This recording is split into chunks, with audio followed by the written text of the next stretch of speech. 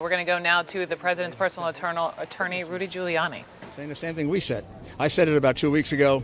Jeff said it actually just yesterday on Fox that we believe that the investigation should be brought to a close. We think they're at the end of it.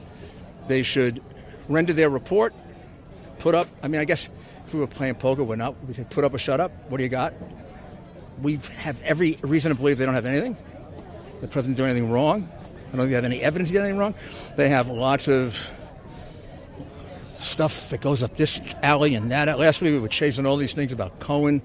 The week before that, we found out that the investigation was begun by a guy who was a scoundrel struck.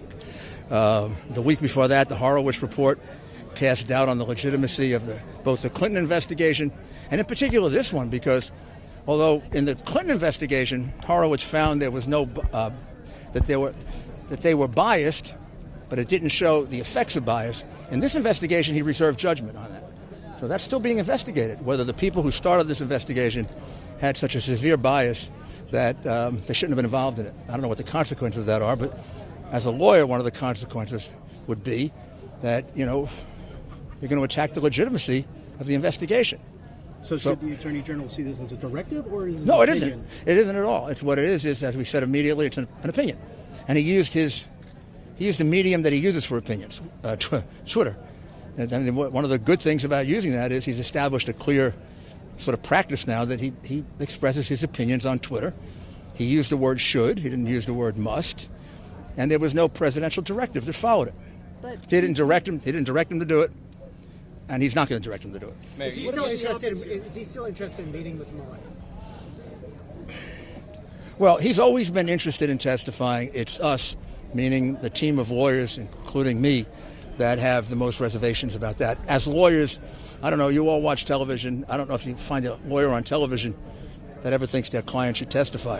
Why should we believe that, though? Because everything that he says indicates the opposite, that he doesn't want to be with Mueller. Really? I haven't heard him say that. I've heard him say, I want to be interviewed if my lawyers can reach an agreement on what the ground rules will be. We've had a hard time doing that, but we're still, I'm not going to give you a lot of hope it's going to happen, but we're still negotiating. We haven't stopped negotiating with them. The most recent letter, they sent us a proposal. We responded to their proposal. They took about 10 days, and yesterday we got a letter back from them. And now we're in the process of responding to their proposal. You said the other day. Why doesn't he just fire Rosenstein? Because he wants the investigation to come to a conclusion and not interfere in it. That's why this whole obstruction of justice thing is nonsense. If he wanted to obstruct it, he'd obstruct it. He could just end it. And then you'd all battle whether he has the legal right to do that, which I think he does. But he's not going to do that. He's made it clear that he wants to run his course.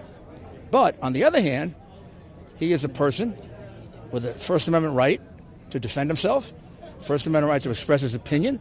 And as a president, it's even more important that he expresses his opinion, because these kinds of allegations can do damage to the country, not just to the particular president. And if he believes he's innocent, and he is innocent, he should speak out. You said the other day that collusion is not a crime, and some people said, well, you're moving the goalposts. Is that, No. I've said that from the very beginning.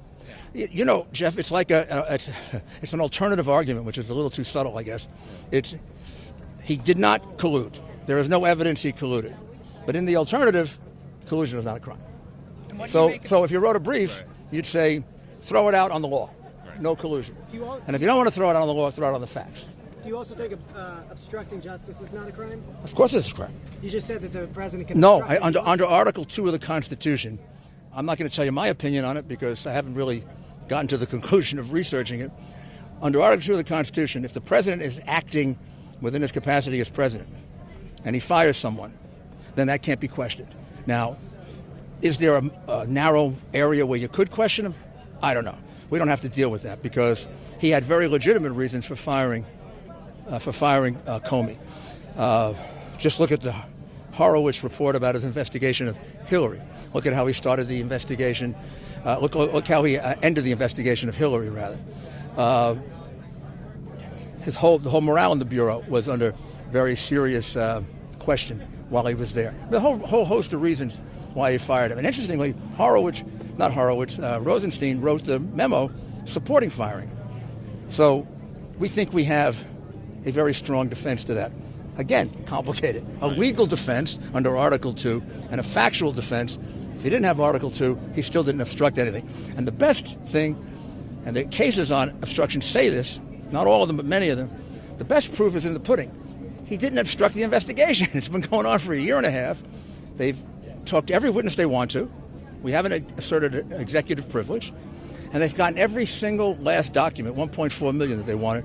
And unlike other presidents who had every right to do it, but we didn't assert executive privilege. Okay, thank you. Thank you.